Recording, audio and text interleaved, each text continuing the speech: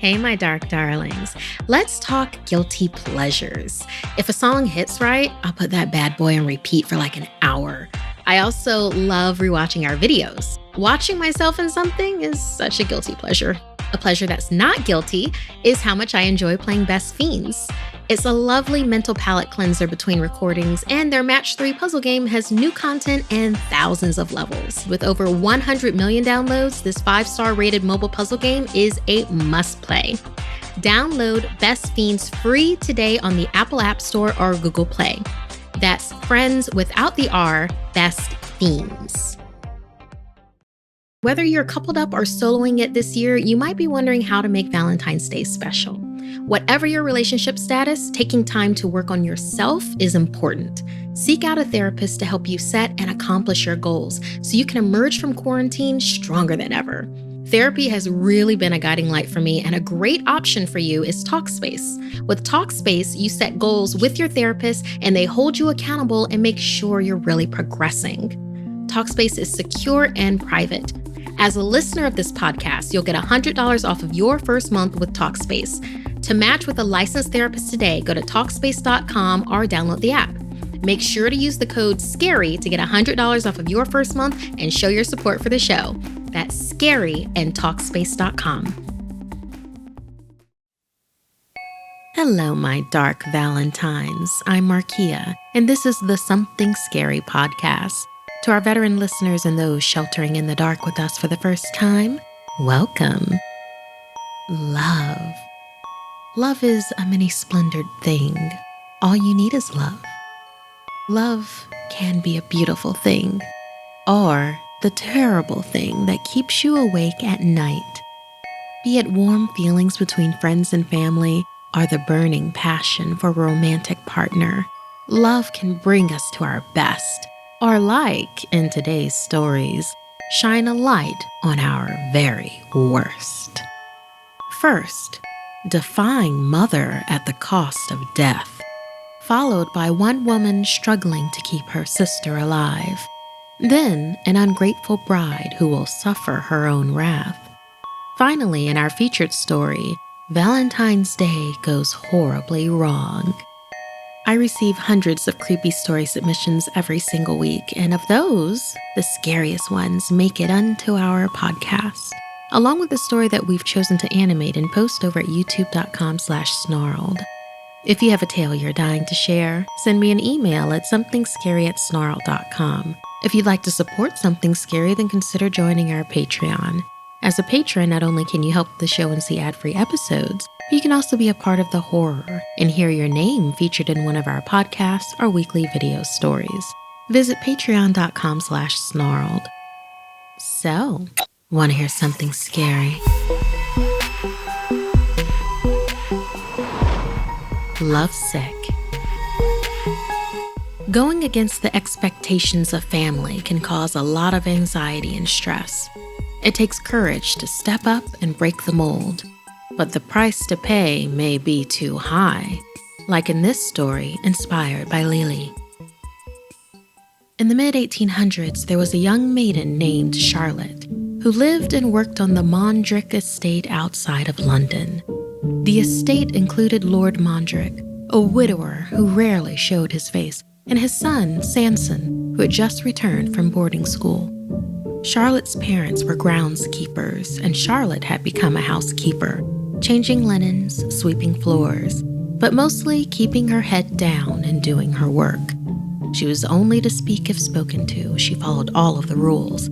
That is, until the day she met Sanson Mondrick. He was good-looking, charming, and a few years older than her. Upon his return home, the two bumped into each other.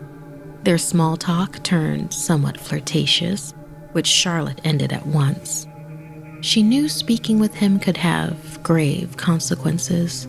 Charlotte tried to stay away, but whenever she had to clean Sanson's room, he would leave love notes in his linens, or roses under his pillows for her to find, and she adored all of it. Her feelings grew stronger and stronger for her forbidden love. The town's rumors were that Sanson was to be married by the end of the year, and he was getting pressure to pick a bride. But his late mother, Lady Mondrick, had one dying wish, and that was for her son to marry someone of title and high society. And she even had a special engagement ring crafted for her future daughter-in-law. Made by prestigious jewelers, the ring itself was priceless, an artifact his mother said was only deserved by a woman of great worth and stature. Charlotte was saddened by all of this, but also understood the world she lived in. However, upon changing Sanson's bedding the next day, she found a note under his pillow. It read, "What do you say to forever?" She turned around to find him on bended knee with his mother's ring in his hand. She said yes and ran into his arms. They laughed and cried, and she slid on the beautiful ring. It was a little tight and made Charlotte feel lightheaded and dizzy, but she chalked it up to the excitement. Charlotte ran to tell her family. They had known Lady Mondrick's wishes, and they were furious. It was not wise to cross her, and Charlotte was considered the help at best. Sanson and Lord Mondrick quarreled for days over the engagement, and the Lord forbid it. But Sanson could be heard shouting that he was going to marry Charlotte no matter what, a sound that echoed throughout the estate and sent a defiant chill through the air. That night, as Charlotte lay awake, she heard a noise coming from outside. She looked out and saw Sanson's shadow. He was waving for her to follow him. She immediately grabbed a lantern and a coat and went to meet him. He kept ahead of her for several minutes, walking with purpose, and she could barely keep up. After running through the fields, they approached Dunbury Bridge, a small yet very high bridge that would be romantic if it were not so ominous. Sanson was in the middle of the bridge as Charlotte approached, trying to catch her breath. "What are we doing here, my love?" she asked as she stepped into his eye line, shining her light on him. But the light didn't reveal Sanson at all. Instead, the shadow lifted like smoke to reveal the apparition of the late Lady Mondrick. Her eyes were daggers. Her face was enraged. Charlotte dropped the lantern and it broke. The only light was from the moon and Lady Mondrick's piercing eyes. Lady Mondrick spoke in a furious tone. "Not my son." Then the lady put her hands on Charlotte and forced her toward the edge of the bridge, trying to push her off. Charlotte fought back.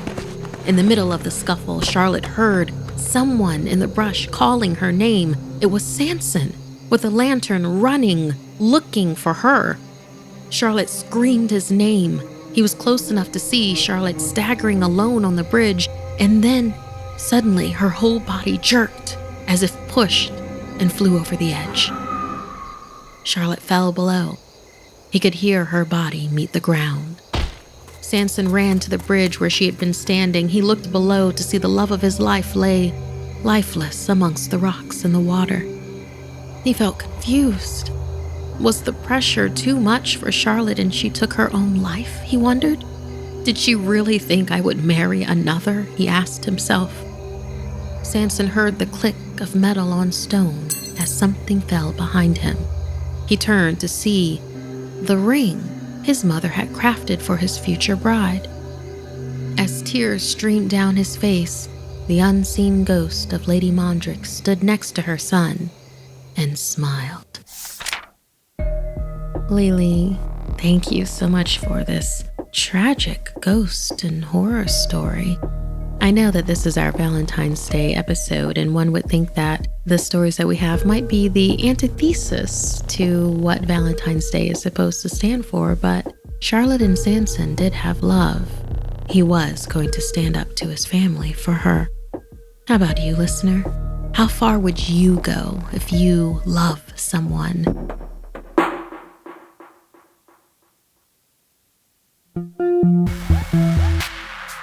Siblings are bonded by blood. Whether they like it or not, that is a fact. That bond can be a great blessing. Or, like in this story inspired by Nicole, that bond could be a curse. When Kendra was 7 years old, her baby sister Bella was born. She was 2 months early, small and frail. So Kendra made it her mission to take care of Bella as much as a 7-year-old could.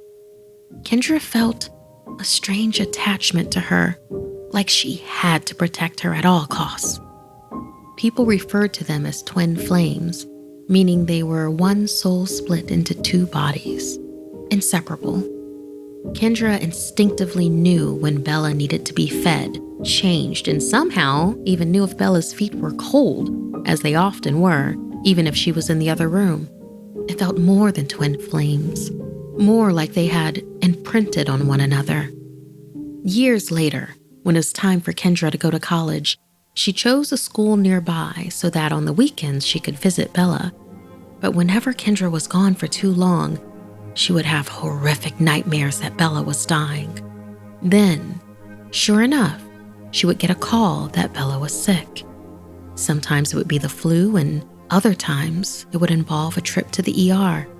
Yet as soon as Kendra would arrive, Bella would start to show improvement. It took several of these situations before everyone realized the pattern. There was something Bella needed in Kendra.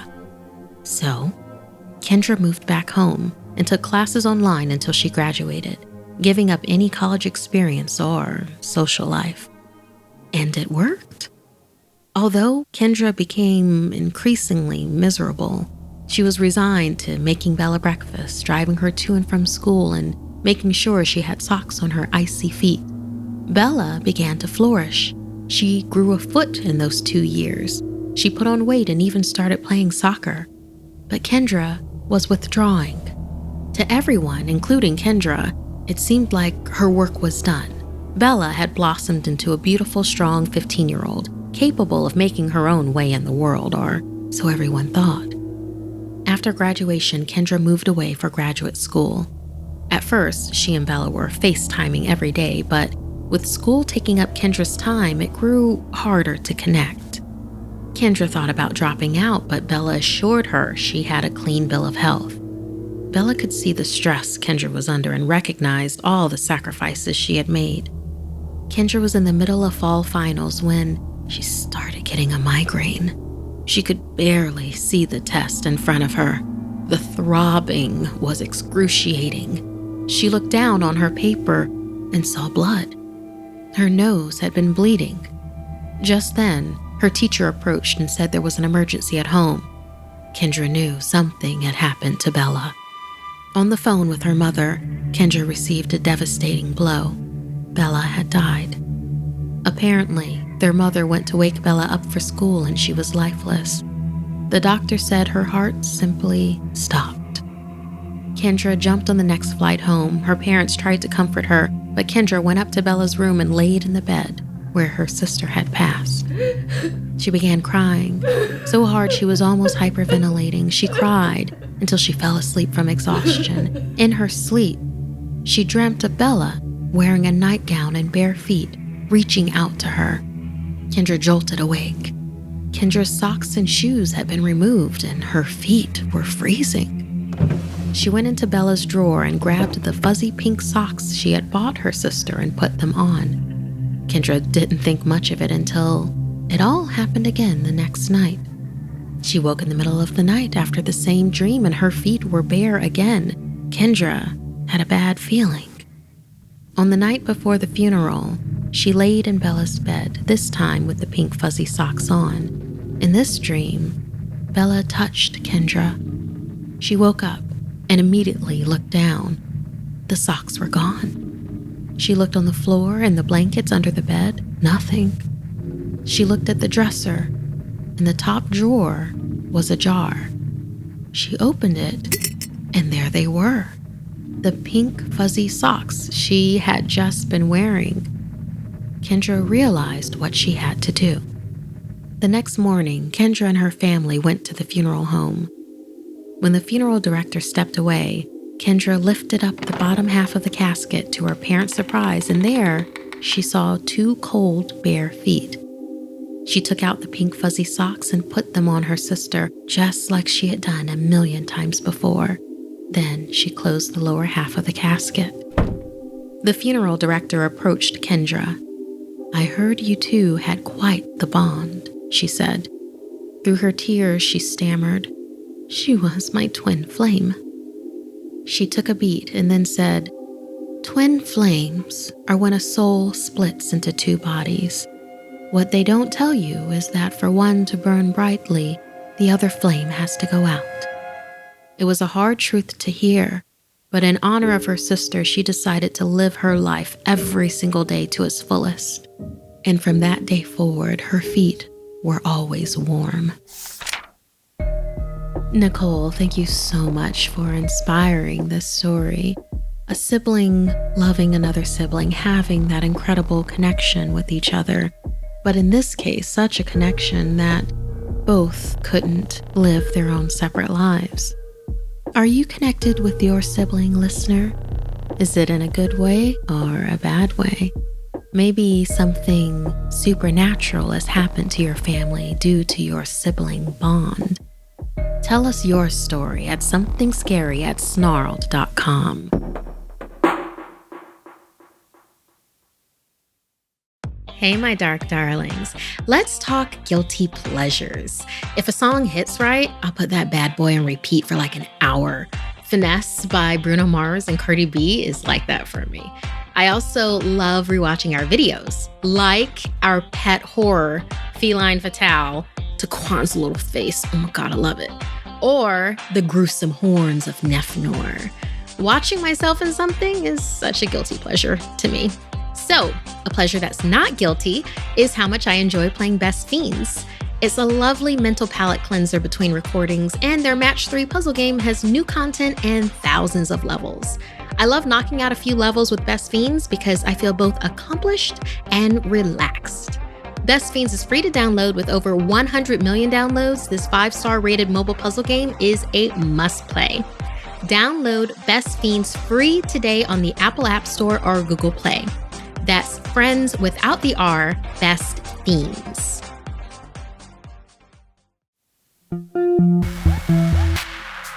Love makes you do crazy things, but it doesn't entitle you to treat others poorly.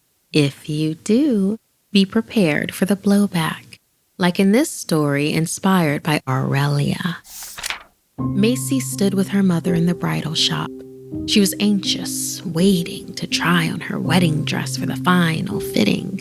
Macy had always been impatient and short-tempered, even as a young child, and her mother appeased her all through her life. Now was no different, as her mother tried to get the bride to be excited, but that seemed only to make Macy lash out more. The woman was slowly transforming into the ultimate bridezilla right before her mother's eyes. Once again, her mother tried to smooth things over and told her everything would be fine. She should try to calm down. "Shut up, mother," yelled Macy. Suddenly, a ghostly white gnarled hand shot out and grabbed Macy's wrist. It belonged to an elderly woman with cracked and flaky skin, hunchbacked and stocky with disheveled hair. Her mouth appeared toothless and she looked worked to the bone. Still, she held on tight to the bridezilla's wrist and told Macy that was no way to speak to the woman who raised her. "Mind your own business, lady," Macy said as she wrestled her hand from the woman's iron grip. "I'm Celeste. Your appointment is with me," her tired, scratchy voice explained. Looking flustered but with no sign of backing down, Macy went to the fitting room. The fitting continued like the previous part of the day, and Macy was still quick to judge and always spoke with such meanness towards others. "Tighter, tighter," she kept insisting. She wanted the bodice so tight that at one point, Celeste pricked her with a pin accidentally, or so it seemed. "Are you crazy? Be careful," Macy cried out. Her mother was horrified and shouted at her. The blood rushed to Macy's face. She was embarrassed to be treated like a child, and as she inhaled deeply to yell back, Celeste's black eyes narrowed. With a gummy smile, she appeared to mumble something long under her breath. Before Macy could get a word out, the lights flickered, and she began choking uncontrollably. Her cough turned into gagging as a black, hairy fly with red eyes flew out of her throat. The mother and daughter shrieked at the sight of it. Unbothered, Celeste croaked, "Be nice to your mother. You only get one. I have heard witches have special curses for those who dishonor their mothers." Celeste cackled and then added, "Or so they say." Mortified and a bit scared, Macy stood there shaking. A stillness came over the room. Neither woman dared move as Celeste hummed an ominous tune to herself while working. Before leaving, she issued a final warning. "Be kind to those you love, my dear, or suffer a horrible fate." When Macy arrived home, obviously shaken, her fiancé Vera noted the marks on her wrist. She told her what had happened, and she reassured her that whatever the future brings, they will face it together. Finally, it was the day of the wedding. Macy stormed into her bridal suite, demanding champagne and treating her wedding party like some sort of medieval servant. With every demand, her wrist ached more and more, acting as a subtle reminder of Celeste, but Macy did not heed her warning. The pain only enraged her. She made one final rude remark to her mother before descending the candlelit aisle at the top of the stairs. In that moment, the lights flickered, and the bodice of her dress started to compress. A cold gust of wind carried the tune of Celeste's creepy song and crackly voice singing, "Tighter, tighter." Panicking, Macy attempted to pull at the dress. She took a few steps back and the smoky smell of the candles wafted into her nose. Suffocating from the flames, loud cracks were heard as her ribs began to break under the tight squeeze of the corset. Macy lost her footing and rolled down the stairs as flames engulfed her body and thick black smoke filled the air. All anyone could hear was her high-pitched shrieks as her face melted. Vera ran to her, trying to grab hold of Macy, grasping a piece of her melting love's dress. She broke down, shouting, "I love you with my heart and soul. You will never be alone." Vera threw herself down the stairs. Each thump was accompanied by the crunching sound of her bones. Their lifeless bodies lay there as their ghosts danced in the intoxicating smoke. Thank you, Aurelia, for such a tragic love story. Have you ever been so in love with someone that you excused all of their bad behavior, or you behaved this poorly? Have you ever seen someone else behave this badly and think that you'd want to take revenge? It's February, and whether you're coupled up or soloing it this year, you might be wondering how to make Valentine's Day special. Whatever your relationship status, taking time to work on yourself is important. Seek out a therapist to help you set and accomplish your goals so you can emerge from quarantine stronger than ever. I don't know how I could have gotten through the last year of difficult times without therapy. Therapy has really been a guiding light for me, and a great option for you is Talkspace. Talkspace lets you send and receive unlimited messages through the Talkspace platform 24/7. With Talkspace, you set goals with your therapist and they hold you accountable and make sure you're really progressing. Talkspace is secure and private, using the latest end-to-end bank-grade encryption technology to store client information. As a listener of this podcast, you'll get $100 off of your first month with Talkspace. To match with a licensed therapist today, go to Talkspace.com or download the app. Make sure to use the code SCARY to get $100 off of your first month and show your support for the show. That's SCARY and Talkspace.com.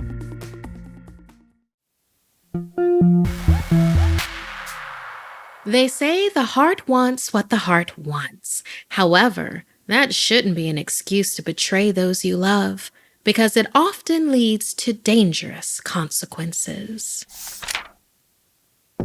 It was Valentine's Day, which meant it was time for the Guatemala City Paper Company's annual employee party.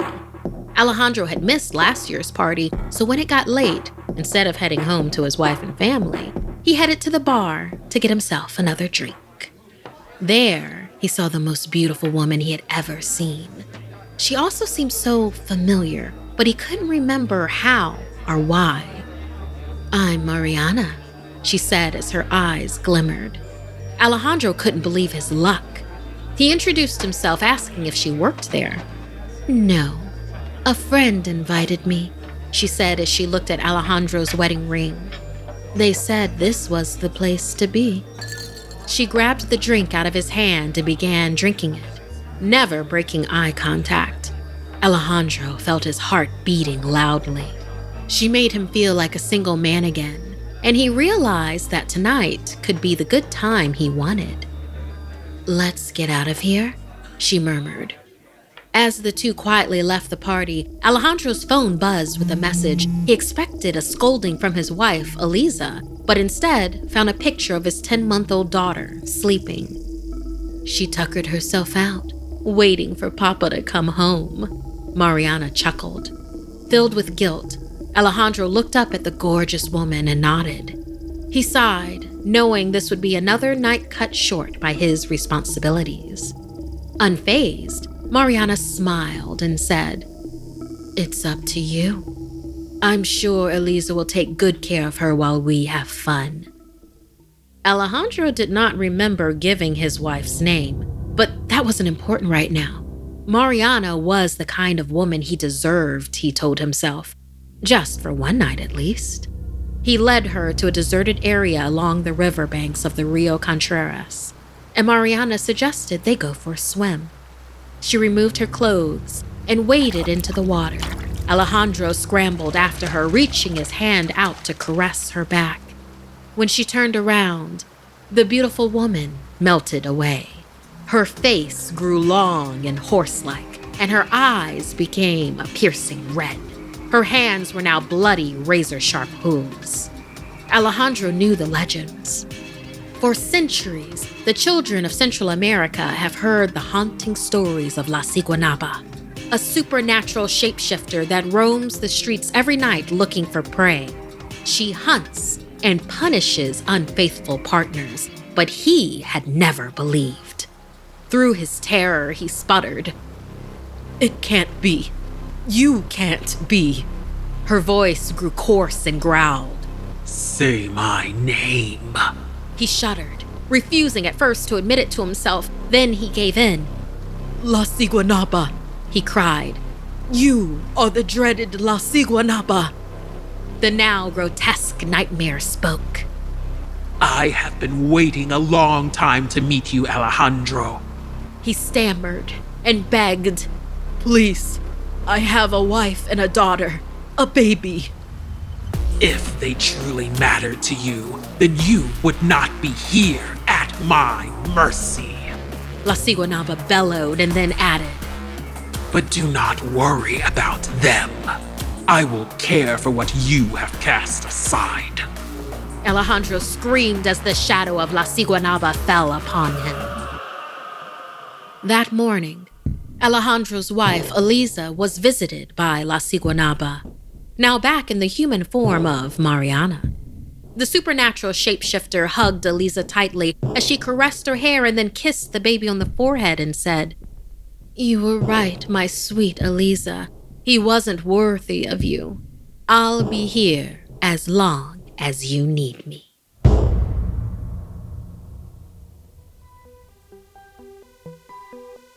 This week's podcast stories were edited by Markia McCarty, Sarah Lou Kosowitz, and Dennis Culver. Narration by Markia McCarty. Audio edited and mixed by Fitz Harris. Art and graphics by Mari Carlson. Produced by Hannah Mullen and Markia McCarty. Music by Sapphire Sandalo and Calvin Linderman.